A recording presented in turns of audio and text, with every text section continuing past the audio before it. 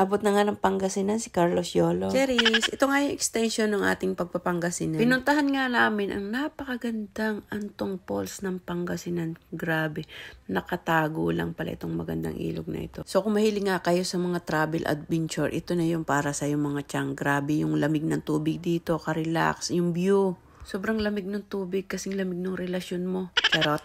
27 minutes nga mula dun sa Talugtog, Pusorobio hanggang dito sa Inmalog, Antong Falls. Pag pupunta nga kayo dito mga tiyang ay madadaanan yung Imbalbalatong, Pusorobio at saka Barangay Sugkong. Sa daan pa nga lang mga tiyang ay sawang-sawa na yung mata namin sa view. Napakaganda ng view dito sa Pangasinan. Grabe yung ganda. First time ko makarating dito sa Pangasinan. At dahil ang ganda ng nature dito, feeling ko babalik pa rin kami dito. Pagdating nga natin sa Barangay Inmalog, mag-i-entrance fee tayo dito. May nag-aabang sa inyo dito. So magbabayad lang kayo dito ng entrance fee, 20 pesos per head. At sa una-unahan naman ito, magbabayad kayo ng parking. 100 pesos yung siningil sa amin dyan, isang car at dalawang motor. Siguro 25 pesos yung motor, 50 pesos yung car. May mga bahay nga dito sa gilid ng parking at yung mga bahay na yun, may mga CR din dito. Pwede kayong maligo dito pagkatapos yung maligo sa ilog. May bayad nga lang din na 10 pesos per head. At pagpasok mo nga ay may bubungad na unggoy. Ay, unggoy, hindi. At pagpasok mo nga, ito yung bubungad sa'yo, yung malakas na lagaslas ng tubig at yung nakaka-relax na hangin. Grabe, ang ganda.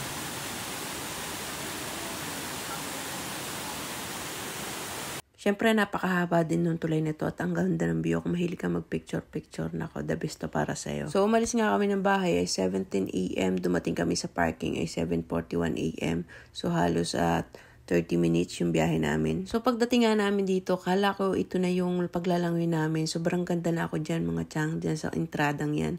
Pero hindi pa pala yan. Sa unahan pala nito ay may mas maganda pa. Kaya nga naman nilakad pa rin namin yung nilakad. At sobrang lamig guys ng tubig dito.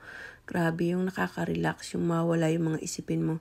At may tatawa rin tayong tulay dito. Sobrang pil na pil ko yung paglalakad dito sa tulay. Baka po mapagkamalan yun, hindi po yan si Carlos Yolo, ako po yan. Wala lang talaga ako available na panglangoy, kaya nang hiram na lang ako ng crop top. Matawid tayo ngayon sa tulay. Yan. Ganda, sobrang ganda guys. Oh. Pagbaba natin ng tulay, aakyat lang tayo ng kaunti. Hindi naman kataasan, sakto lang. Kung iniisip nyo madulas yung bato, hindi po. Ano yung bato niya, magaspang kaya hindi ka madudulas. So pagdating dito, maglalag lang tayo at meron dito mga rules. Bawal po magdala ng alak, bawal din mag-inom. At meron din ditong CR at pwede rin kayo magbigay ng donation sa kanila. So mahigpit din pinagbabawal ang pagkakalat. Kaya naman, basura mo, tapon mo. Dito sa unang bungad namin, may naglalangoy na dito ng mga kabataan. Pero naglakad-lakad pa rin kami dito sa dulo dahil may mas maganda daw dito sa unahan.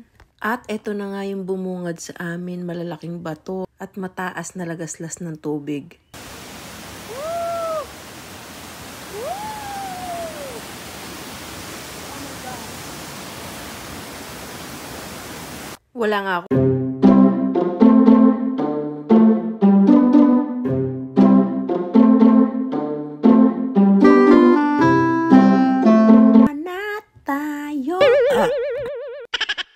Sa sobrang amis ko nga mga tiyang, halos hindi na nga ako dyan nakapag-enjoy dahil nga kinuhanan ko ng kinuhanan para mapakita sa inyo. Kaya kung ikinanonood ay pakilike at comment naman dyan. Yung mga pamangking ko nga dyan ay sobrang nag-enjoy. Talaga naman tumatalong pa sila sa napakataas. Ay ako ngayon napapaibig din tumalong. Ay pagtatalong ka nga dito, dapat malakas ang loob mo. Dapat may dahilan kapag tatalong ka dito. At kaya ako sawi sa pag-ibig, naisipan ko na nga lang tumalon.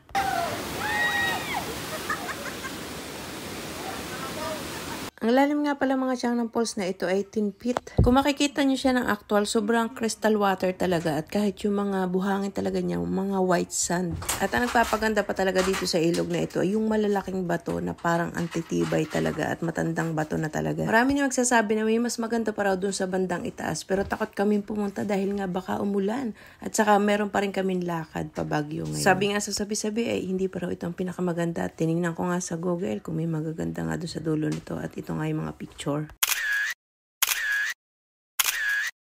Ang masasabi ko na lang, babalikan ka namin. So, paano mga tiyang? Hanggang dito na lang. Abangan nyo ang susunod kong video. Going to Baguio naman tayo.